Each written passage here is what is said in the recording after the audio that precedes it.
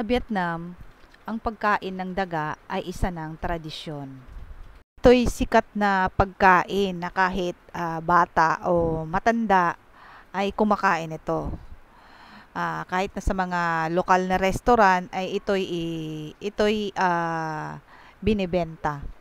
Kasama sa mga gusto nila sa pagluluto nito ay yung hot and sour sauce, yung curry rat meat, at saka yung roasted rat. At ang pinakasikat nila dito ay yung inihaw na daga.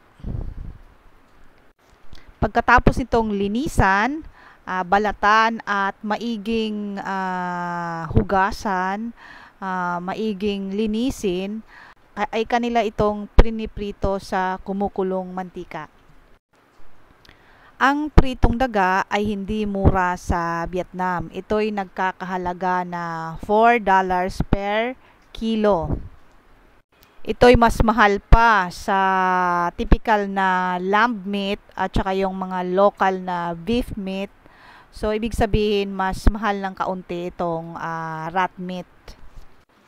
Ang rat meat ay napaka-crispy outside at tender inside. Isa din sa mga rason kung bakit nagustuhan nila ang rat meat ay dahil sa kahirapan. Ang pagkain ng daga ay yun ang kanilang solusyon para maibsan ang kanilang kumukulong sikmura dahil sa kahirapan sa Vietnam. So parang na-adapt na nila yung pagkain ng daga hanggang sa naging tradisyon na nila ito. Dahil madali lang naman itong hulihin, no? Maraming daga sa bukid o kahit saan. So, nakasanayan na rin nila.